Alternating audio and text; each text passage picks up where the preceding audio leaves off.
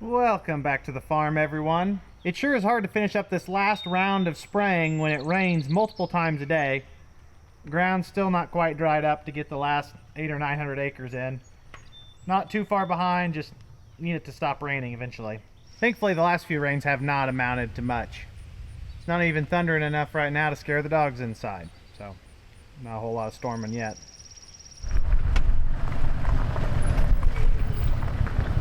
I swear we've entered a weather pattern where if you even think about it raining, it rains. Or if you don't think about it raining, it also rains. No matter what you do, it seems to rain right now. Hasn't rained much, but literally the second I shut the camera off a few minutes ago, it rained 2/10. That's what it's been like here lately.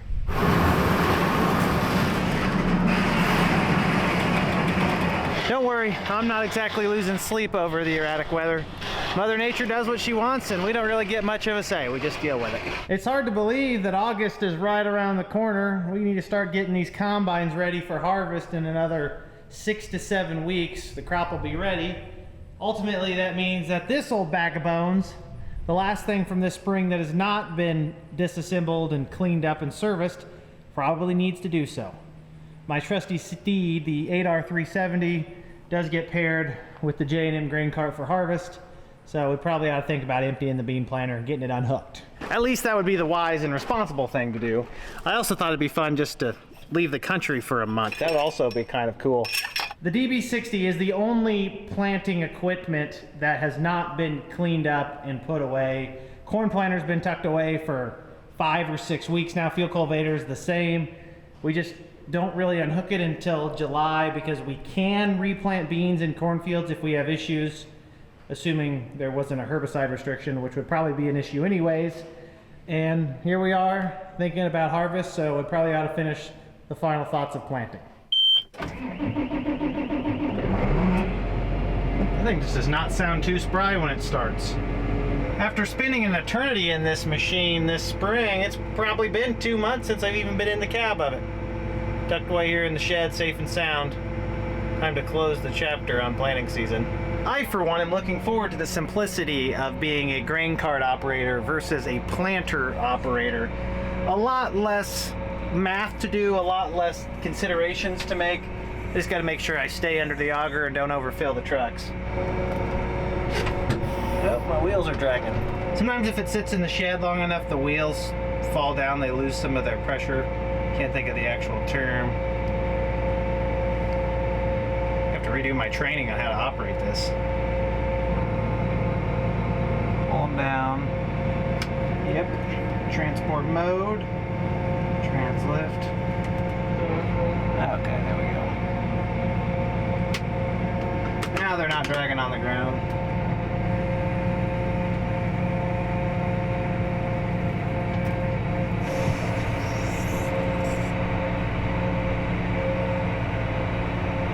Something tells me the sprayer is going to be in the way.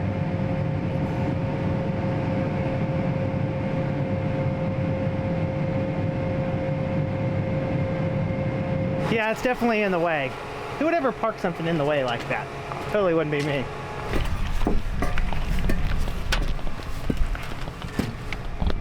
Oh, I should have blown that off before all the rain. That's gonna have a nice smell to it here in another few days of heat. This machine holds an impressive amount of water on the roof.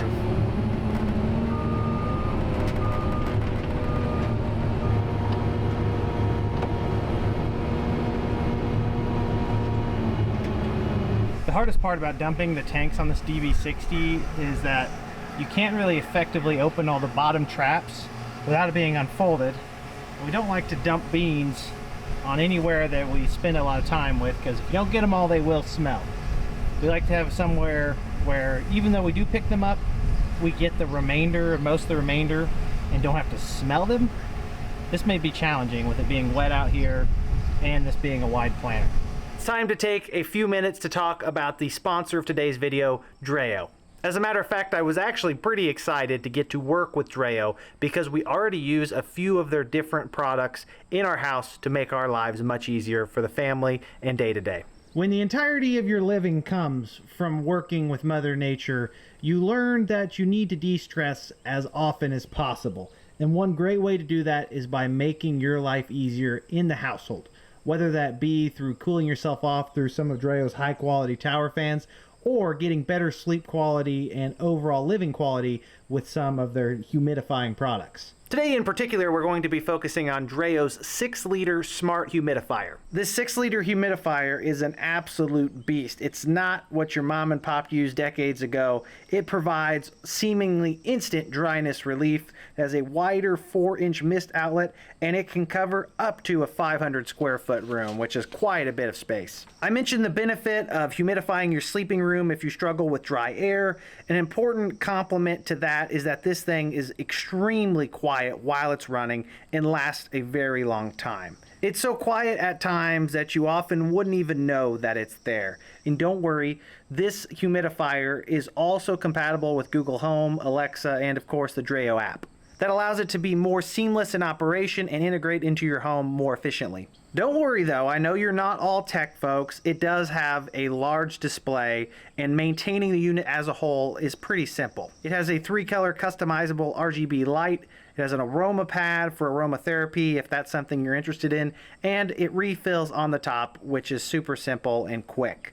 You don't even have to do it that often because it can run for 60 hours, as I've already mentioned. I see it time and time again on our own farm. If we have an opportunity to upgrade something and make our lives easier and reduce the amount of stress, we typically jump on the opportunity. I think Dreo's 6-liter smart humidifier may be just the thing along those lines to help improve your day-to-day life at home if you're dealing with dry air, maybe improve your sleep quality. Definitely worth looking into that. And of course, their other lineup of household products. There's a lot of awesome things, and we use a few of them in our lives every single day. Follow the link on the video in the description or in the comments to see what they have to offer, and maybe there's something in there for you. Thanks again to Dreo for sponsoring today's video. Now back to the regularly scheduled programming. The sprayer's been moved, and we've got the high dollar help here, the big boss, gonna help us get this cleaned out. I don't know if we'll get it power washed today or not.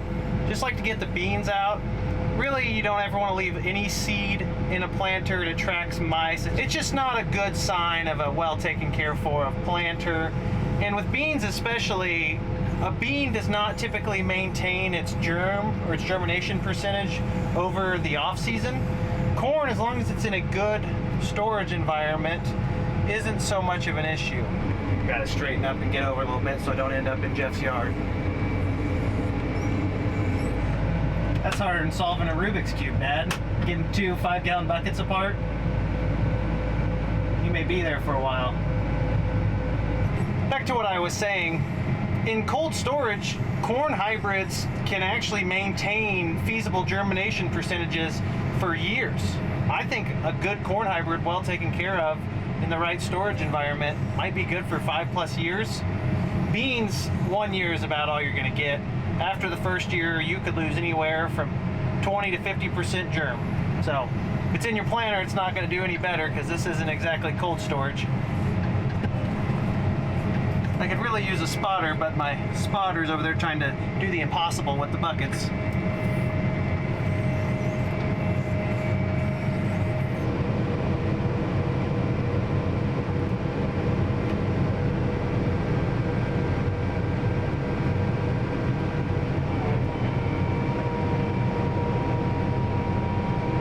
Nothing like unfolding your high dollar planter in the junkyard.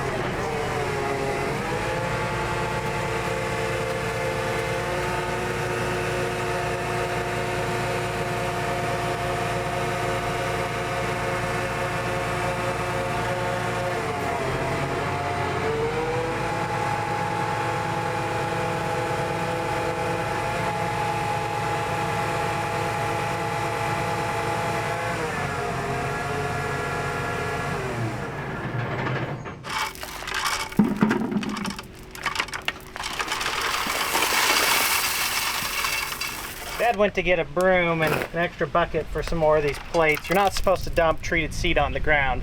We're dumping it on the ground with the intention of cleaning it up. It's just easier to dump it than to catch it all. It's essentially junk to us. Just can't legally put it on the ground.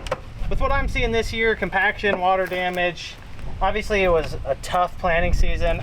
I'm gonna explore maybe some more stale seed bed soybean planting. Run a vertical till in the fall to kind of downsize residue, level everything out, and then plant with just a burn down chemical pass and a residual, as opposed to running a field cultivator and a residual. Some of the stuff that had less tillage this spring looks better, and I think all that tillage is actually counterproductive. It's destroying the soil in the top couple inches and making it stay saturated, not dry as quickly. Where's the plates? They're all on the ground over there on that.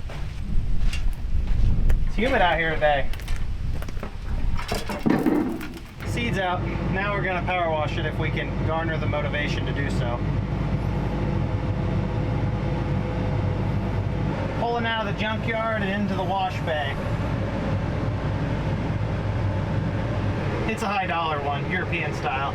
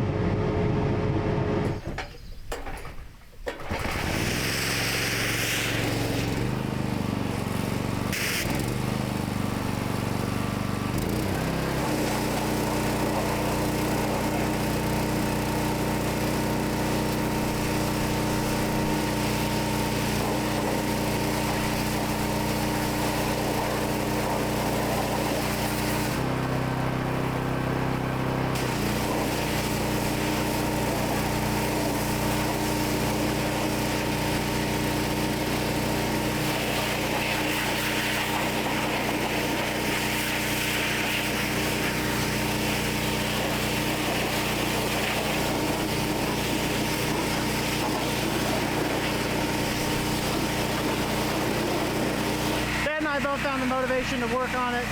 Spent maybe 30-40 minutes on it. Since we've got the tanks empty, we're gonna go ahead and leave it out tonight. It's supposed to rain again, and maybe they'll give us that final polishing rinse.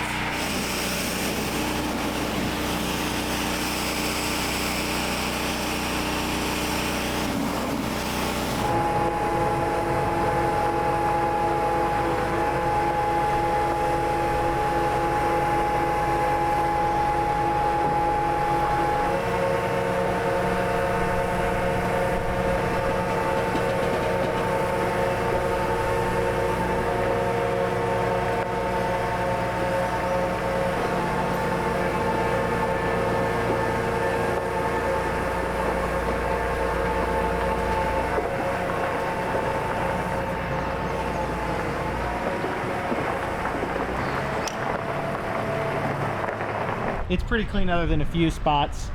Oh well, good enough. Depending on what the weather does tomorrow, we will go ahead and grease the planter up, put it away for winter storage. Some of you guys give me a hard time about our equipment not being clean enough all the time or not looking flawless. One, our wash bay's outdoors. Two, sometimes we're lazy. And three, our equipment is well taken care of by, I think, most people's standards. Some of this stuff getting traded after a year off a few of these farms hasn't even seen a lick of grease, let alone a power washer. Grease is way more important than washing, and we do grease things occasionally. This has been an interesting year on the farm. Last year at this time, we were spraying corn fungicide for the first time with the sprayer. New grain bin was going up, a lot going on, friendlier grain prices. This year it's just kind of conservation mode. Yields are questionable still, especially on soybeans. Again, grain prices are not only lackluster, they're pretty much a disaster. I think we've seen $3 corn, $9 beans again for the first time in 2 or 3 years.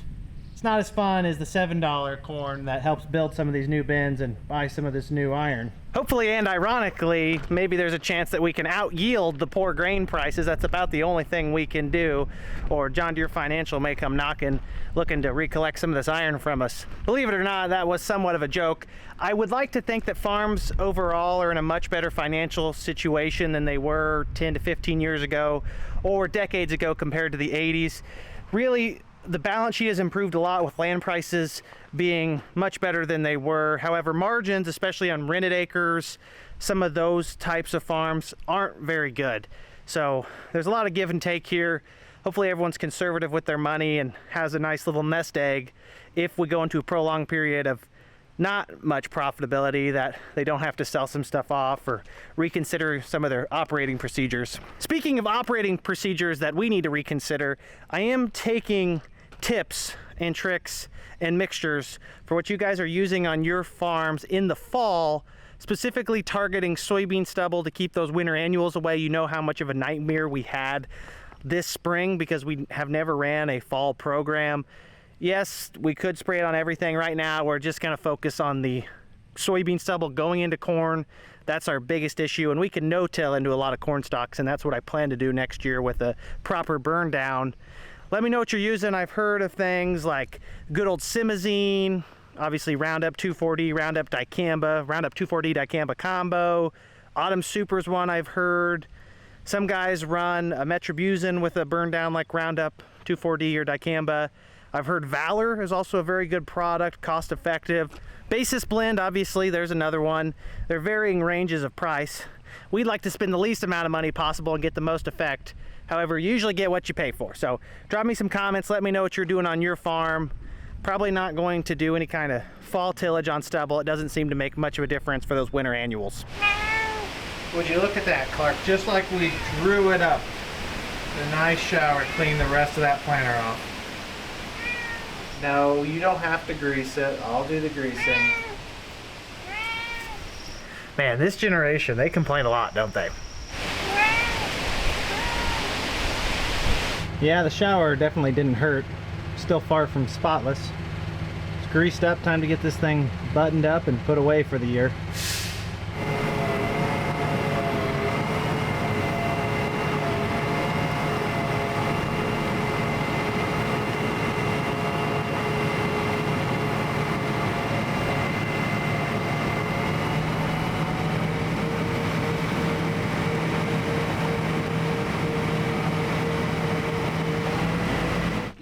Trans hitch first, trans whatever. Trans lift when you're unfolding is the first thing you do. When you're folding, when you're folding back, trans lift is the last thing you do. I can't remember. Once you get it out of whack, you got to go back to the Fold it up. Fold it up because it won't cycle all the way down unless it's. I can't. It's one. Maybe in the middle. Maybe down in the middle.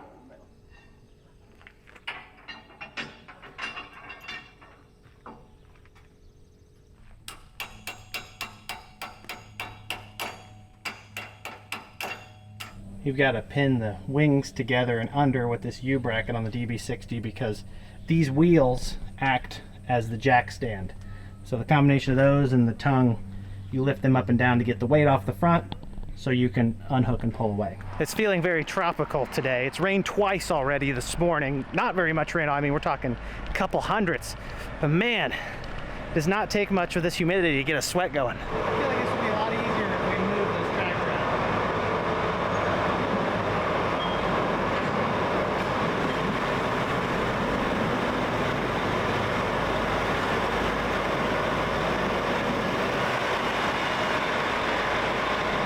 Pretty sure we're gonna have to move the disc ripper, so we might as well get started on that.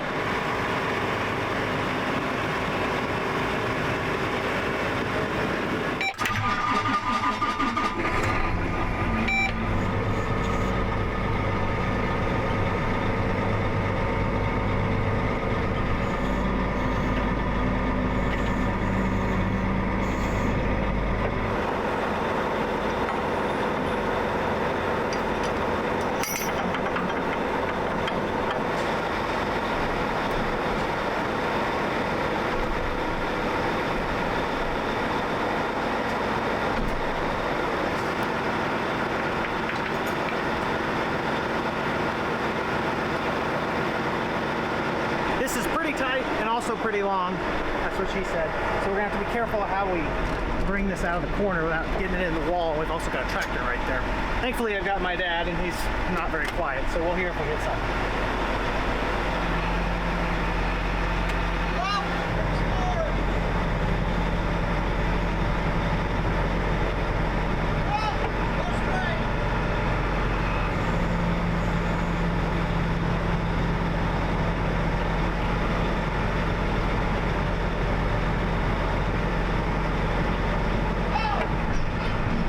what I'm talking about. Is you bring these out of the corner and they start to turn, the back end kind of wants to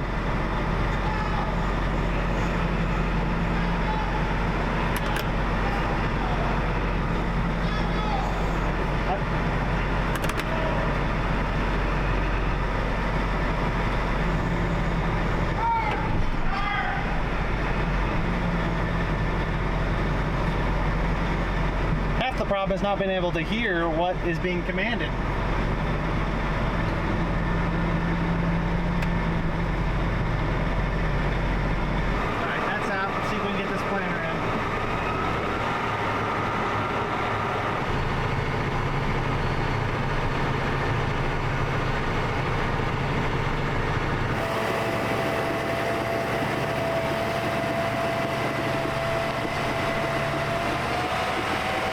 Dad's taking control of the steering wheel for this one, so this can either go perfectly or horribly, usually not in the middle. Not off to a great start. Actually, nothing wrong with that. We just corrected there at the end pretty hard. Okay, that didn't last long. I'm in control again.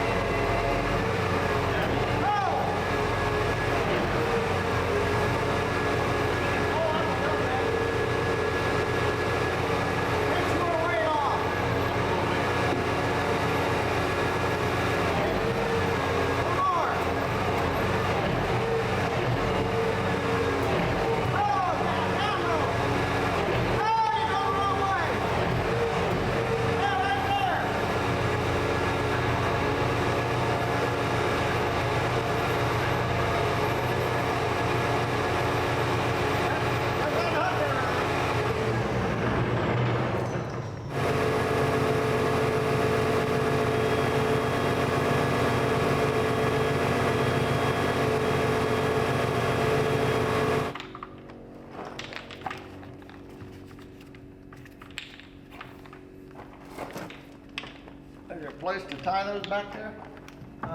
Put them like... Yeah, there's a latch thing here. But we can't go till they all go.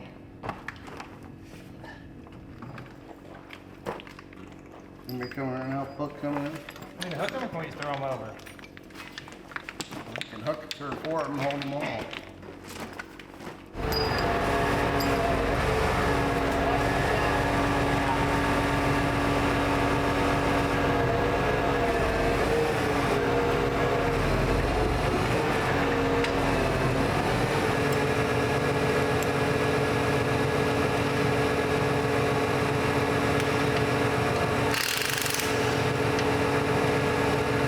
There's no doubt about it. Spring is officially behind us now.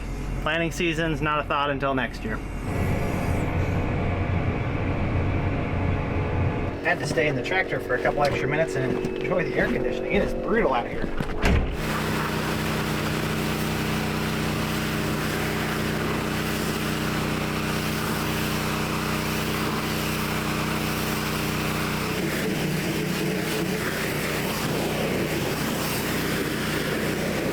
There's another one washed off.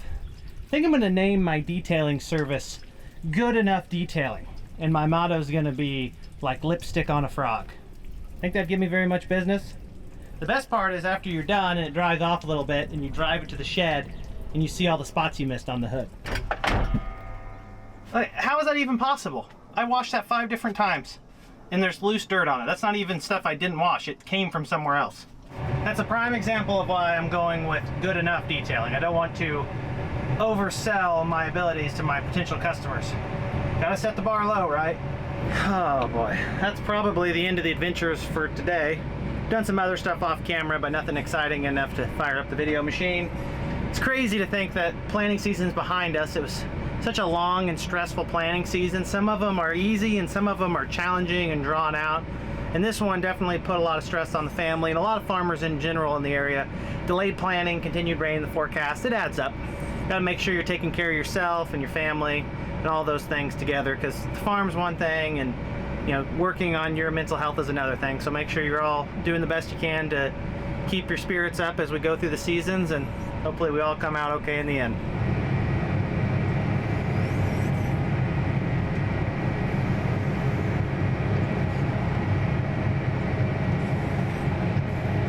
If you get the right lighting and the right angle while it's wet, it looks perfect. See, look, it looks like I glossed this thing up. Couldn't be any further from that. Appearances are worth something. Good enough. Hooey, I'm ready to go find me some more air conditioning this afternoon. Get out of this ridiculous humidity. Seems like it may have enough energy to brew up another storm.